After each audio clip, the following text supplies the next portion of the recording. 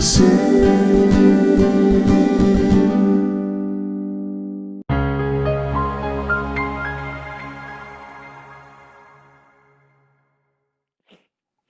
Saudara semua di mana saja saudara berada, bersyukur karena kebaikan Tuhan yang Tuhan nyatakan. Hidup tidak gampang. Jika saudara ada pergumulan, jika saudara ada beban di dalam hidup, itu bagian dari semua yang Tuhan izinkan kita alami.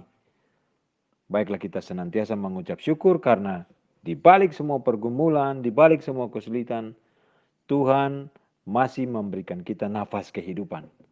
Dan itu kesempatan untuk kita bisa melakukan sesuatu, memperbaiki diri di hadapan Tuhan, dan melakukan tanggung jawab kita yang Tuhan percayakan untuk kita kerjakan.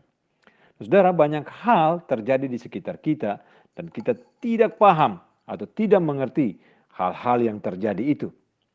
Bagi saya, kita sebenarnya tidak perlu memikirkan hal-hal yang terjadi itu.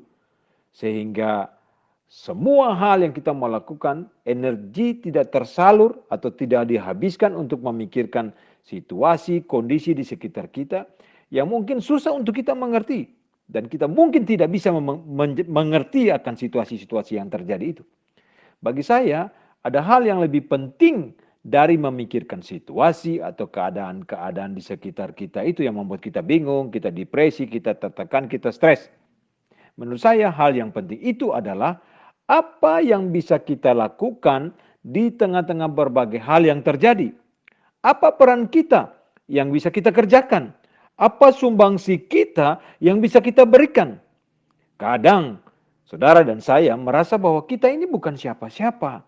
Kita tidak punya apa-apa. Saudara dan saya hanya seorang kecil yang tidak punya apa-apa dan mungkin tidak bisa berbuat apa-apa. Nah, saudara, jangan tunggu jadi siapa-siapa. Atau jangan tunggu punya pangkat, atau punya jabatan, bahkan punya kekayaan, baru mau memberikan peran, sumbangsi dalam berbagai hal yang terjadi di sekitar kita. Nah, saudara, saya pagi hari ini merenungkan sebuah kisah yang terjadi atau yang ditulis dalam Injil Yohanes pasal 6 ayat 1-15.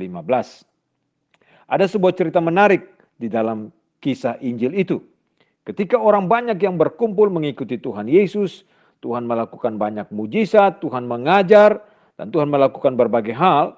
Kemudian mereka harus mencari makan. Karena berhari-hari, bahkan hari itu mungkin dari pagi sampai sore, mereka mengikuti Tuhan.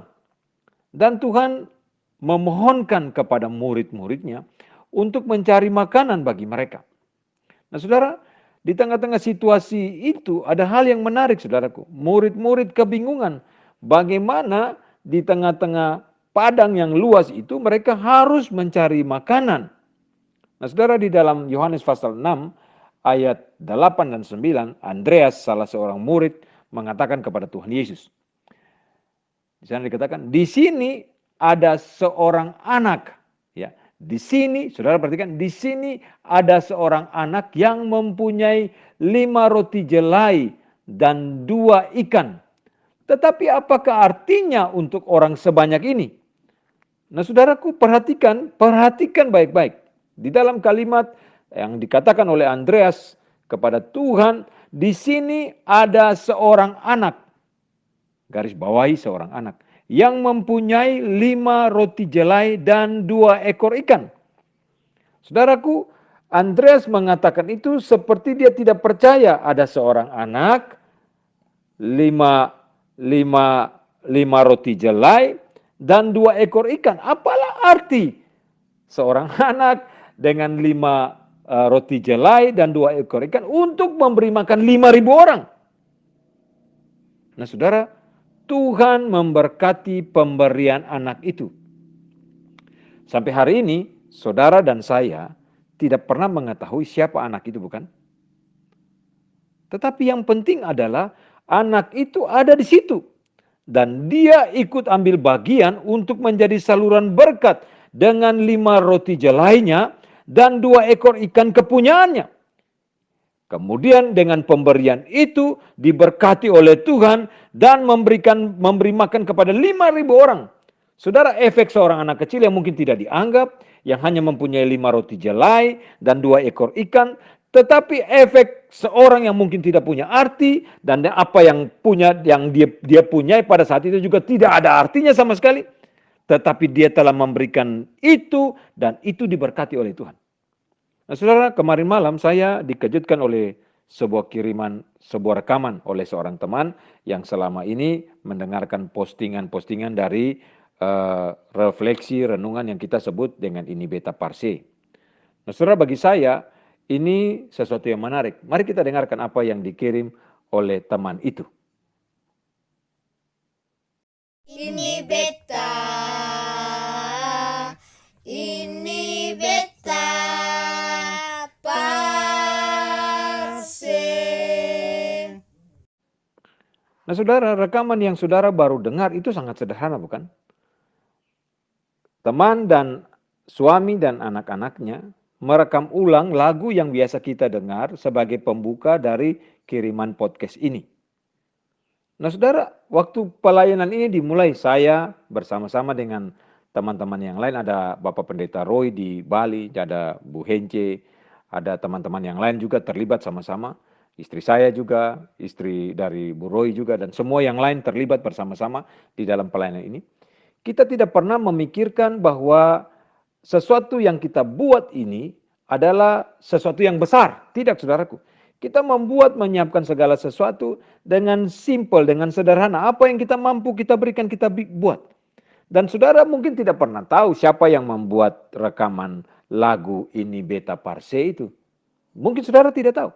Tetapi lagu itu yang menjadi pembuka yang setiap kali saudara dan saya dengar itu adalah lagu yang sebenarnya merupakan satu inspirasi tentang pelayanan ini. Saudara, kalimat ini sederhana. Title pelayanan ini sederhana. Ini beta parse. Sebuah ungkapan sederhana dari saya, dari beta, ini beta, kepada saudara. Nah, saudara, anak kecil itu yang saudara temukan dalam kisah yang tadi saya sebutkan di Yohanes pasal 6 itu, sama saudaraku, dia meletakkan, ini saya seorang anak kecil dengan 5 roti jelai untuk diberikan, dan 2 ekor ikan untuk diberikan bagi semua orang yang lain. Dan Tuhan memberkati. Saudaraku, pelayanan ini kiranya boleh menjadi berkat bukan saja untuk orang-orang yang ada, yang saudara terima pesan-pesan ini, message ini. Tapi saudara bisa bagikan kepada siapa saja. Dan apa yang kecil, yang sederhana, yang saudara dengar dari kebenaran firman Tuhan ini, jadikanlah itu benih-benih yang tumbuh hidup. Kebenaran firman Tuhan itu hidup dalam hidup kita. Dan menjadikan kita berkat, saluran berkat bagi orang lain. Beta pribadi mau bilang terima kasih banyak untuk adik-adik manis yang sudah menyanyikan lagu itu ulang. Dan itu terus mengingatkan bahwa sesuatu yang sederhana, sesuatu yang kecil, yang diletakkan dan jika dikasih kepada Tuhan, ditaruh di tangan Tuhan, Tuhanlah yang akan memberkatinya, memperluasnya, menjadi sebuah kegerakan yang menginspirasi, menjadi sebuah kegerakan yang menjadi saluran kasih, menjadi sebuah kegerakan yang menjadi berkat Tuhan untuk semua orang yang mendengarnya. Saudara, mari kita sama-sama bergerak seperti anak kecil yang membawa 5 roti jelai dan 2 ekor ikan. Dia tidak perlu tahu atau tidak perlu memperkenalkan siapa dirinya, tapi pemberiannya itu, kehadirannya, dan meletakkan sesuatu di tangan Tuhan menjadi berkat besar. 5 roti jelai itu dan 2 ekor ikan itu bisa memberi makan 5.000 orang. Dan itu mujizat yang Tuhan kerjakan dan lakukan karena anak kecil itu meletakkan diri untuk dipakai oleh Tuhan dengan sebuah persembahan yang terbatas yang dia punya.